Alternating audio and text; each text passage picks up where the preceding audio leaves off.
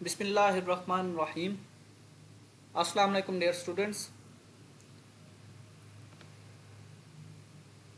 Today we will discuss about erythrocyte sedimentation rate. आज का जो लेक्चर है वो erythrocyte sedimentation rate पे है।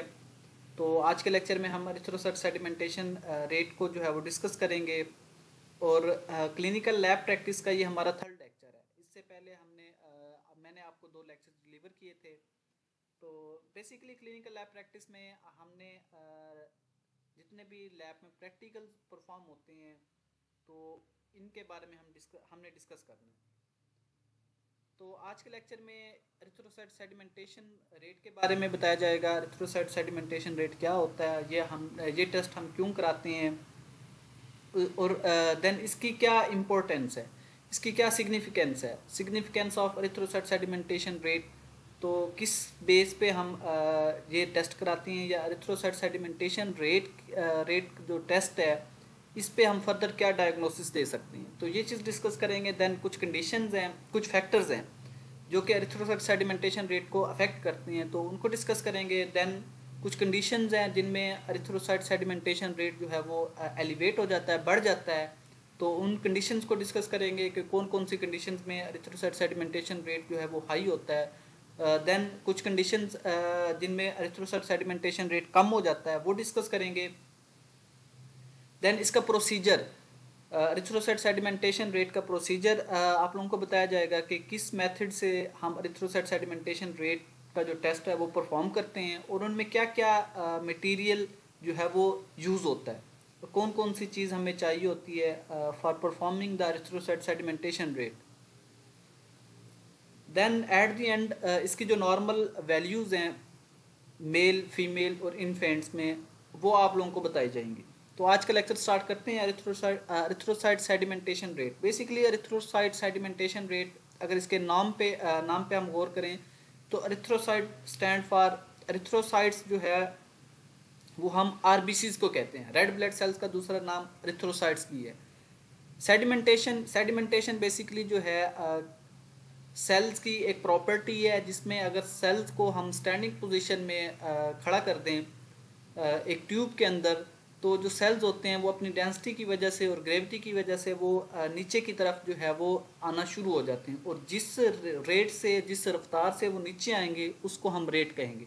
तो basically erythrocyte sedimentation rate red blood sales का स्टैंडिंग पोजीशन में नीचे बॉटम की तरफ आना ग्रेविटी की वजह से या अपनी डेंसिटी की वजह से एरिथ्रोसाइट सेडिमेंटेशन रेट कहलाता है। The erythrocyte sedimentation rate ESR is a non specific measurement used to detect and monitor an inflammatory response to tissue injury in which there is a change in plasma concentration of several protein termed as acute phase protein। Basically erythrocyte sedimentation rate जो है वो एक non specific measurement है या non specific test है जो हम करते हैं to detect and monitor inflammatory response, जो कि एक इन्फ्लेमेटरी रिस्पॉन्स के बारे में हमें बता रहा होता है। तो इन्फ्लेमेटरी रिस्पॉन्स में प्लाज्मा की जो कंसंट्रेशन है वो चेंज होती है due to production of several acute phase protein, और इन्हीं प्रोटीन की प्रोडक्शन की वजह से एरिथ्रोसाइट सेडिमेंटेशन रेट जो है उसको ये अफेक्ट करती हैं और उसकी जो रेट है वो बढ़ जाता है। Then this procedure very simple, ये जो प्रोसीजर है या ये टेस्ट है ये काफ़ी सिंपल है। स्पेसिफिक अमाउंट ऑफ ब्लड इसमें चाहिए होती है इन वर्टिकल पोजीशन। तो वर्टिकल पोजीशन में हम स्पेसिफिक अमाउंट ऑफ ब्लड जो है वो हम लगाते हैं for a period of time.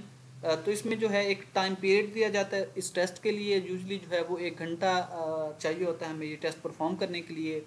The distance in millimetre, और जो डिस्टेंस है, जो फाइनल जो वैल्यू हमने कैलकुलेट करनी है वो मिलीमीटर में हम डिस्टेंस देखते हैं इसका। That red cells fall during the time period is erythrocyte sedimentation rate. और वो जो डिस्टेंस मिलीमीटर में जो हम काउंट करेंगे, जो 1 घंटे के अंदर आरबीसीज जो होंगे, रेड ब्लड सेल्स जितना डिस्टेंस कवर करेंगे तो उस डिस्टेंस को हम एरिथ्रोसाइट सेडिमेंटेशन रेट कहेंगे। और ये मिलीमीटर पर आवर में जो है इसकी वैल्यू जो है वो रिपोर्ट की जाती है। ESR is affected by 3 factors. ESR को जो अफेक्ट करने वाले हैं वो 3 फैक्टर्स हैं।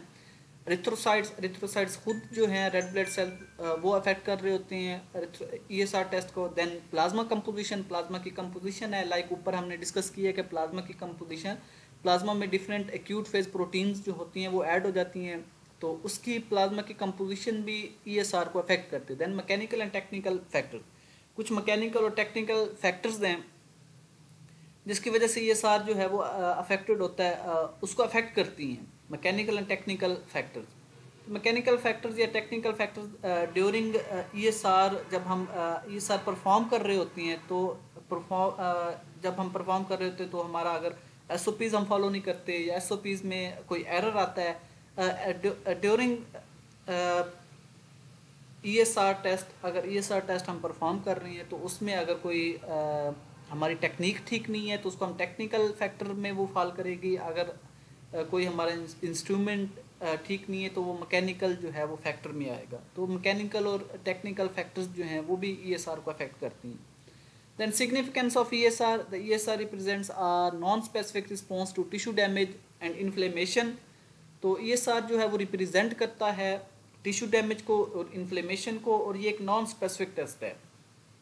And denotes the presence of disease, और ये प्रेजेंस ऑफ डिजीज के बारे में बताता है कि डिजीज प्रेजेंट है या नहीं, बट नॉट इट्स सिवियरिटी। लेकिन डिजीज की जो है वो शिद्दत को ये रिप्रेजेंट नहीं करता, जस्ट ये बताता है कि प्रेजेंस ऑफ डिजीज की प्रेजेंस के बारे में ये हमें बताता है। It primarily reflects the change in the plasma proteins, और ये प्लाज्मा में जो प्लाज्मा की जो प्रोटीन्स में चेंजिंग्स आती हैं उसको ये रिफ्लेक्ट करता है, उसके बारे में हमें बताता है।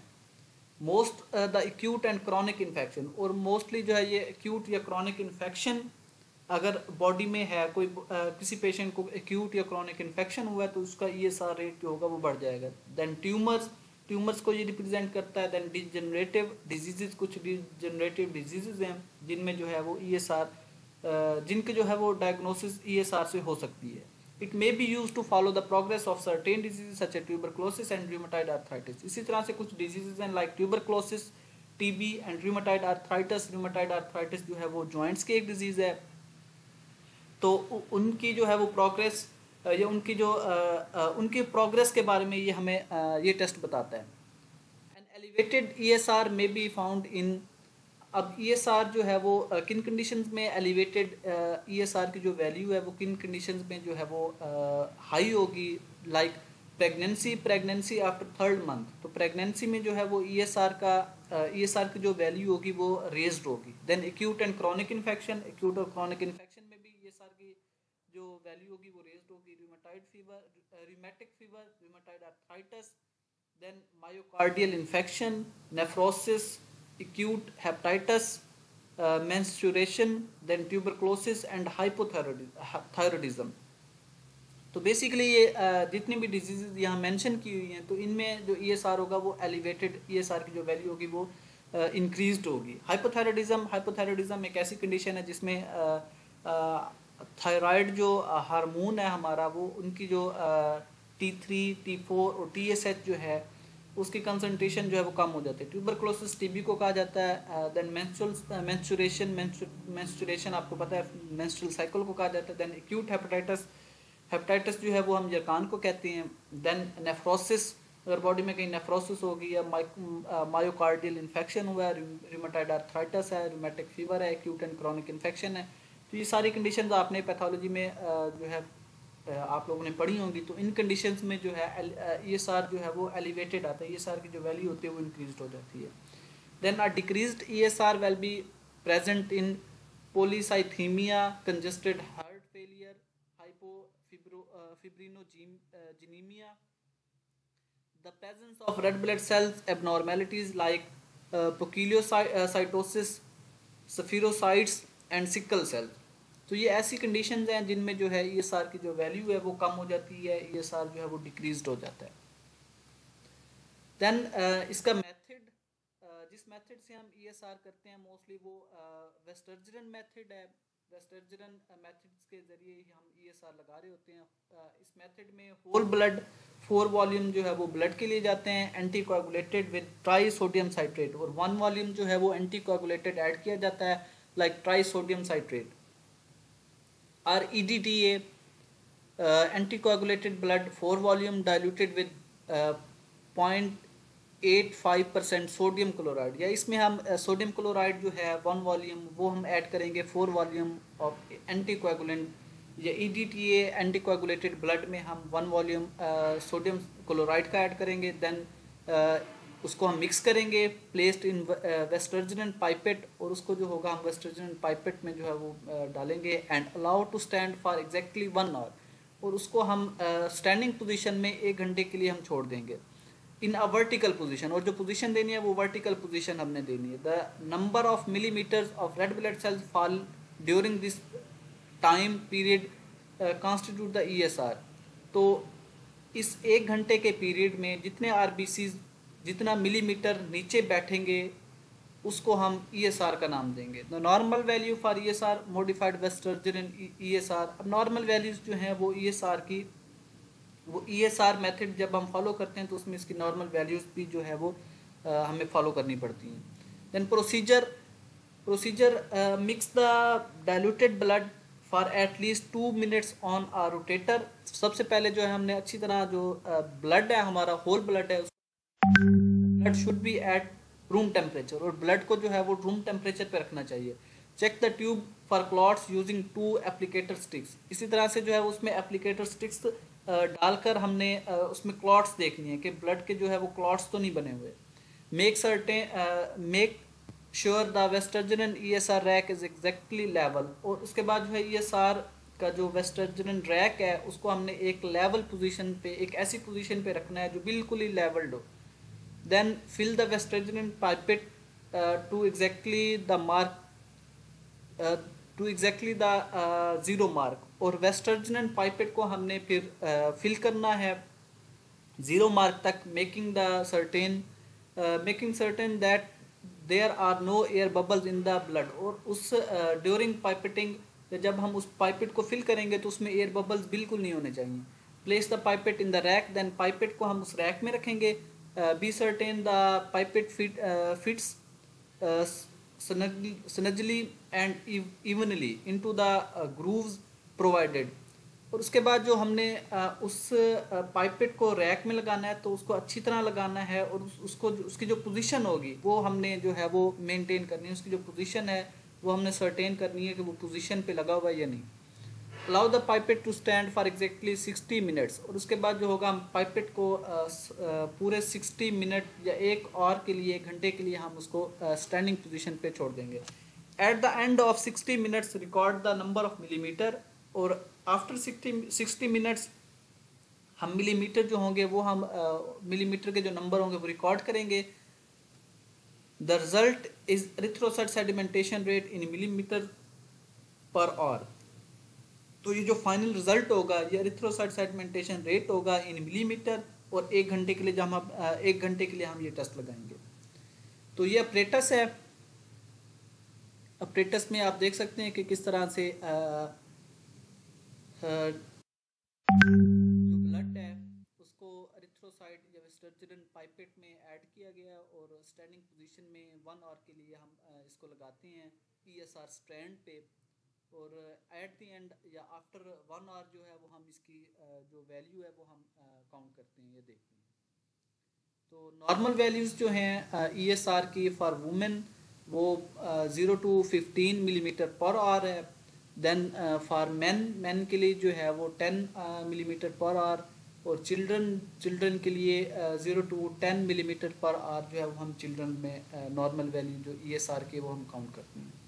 तो आज के लेक्चर में हम लोगों ने ESR के बारे में पढ़ा, एरिथ्रोसाइट सेडिमेंटेशन रेट क्या होता है, इसकी क्या सिग्निफिकेंस है, एरिथ्रोसाइट सेडिमेंटेशन रेट हम कहते किसको हैं, इसकी क्या सिग्निफिकेंस है, कौन कौन सी डिजीज़ की जो है वो हम डायग्नोसिस जो है वो ESR की बेस पे हम कर सकते हैं। देन कुछ कंडीशंस हमने डिस्कस की हैं जिसमें ESR जो था वो रेज्ड था, ESR की जो वैल्यू थी वो बहुत ज़्यादा आ रही थी। देन कुछ कंडीशंस थी जिनमें ESR की जो वैल्यू थी वो कम, ESR की जो वैल्यू थी वो नॉर्मल से कम आ रही थी, तो वो हमने डिस्कस की। देन ESR का जो प्रोसीजर था वेस्टर्जन था उसको हमने डिस्कस किया। देन प्रोसीजर हमने देखा कि ESR का जो प्रोसीजर है किस तरह से हम ईएसआर का टेस्ट लगाते हैं, उसमें कितनी कंसंट्रेशन ब्लड की ली जाती है और कितनी कंसंट्रेशन हम एंटीकोएगुलेंट की हम लेते हैं और उन दोनों को मिक्स करते हैं। मिक्स करने के बाद स्टैंडिंग पोजीशन में किस तरह से हम जो फिल ईएसआर या वेस्टर्जन जो पाइपेट है या ट्यूब है, हम किस तरह फिल करते हैं और उसको किस तरह स्टैंडिंग पोजीशन में लगाते हैं।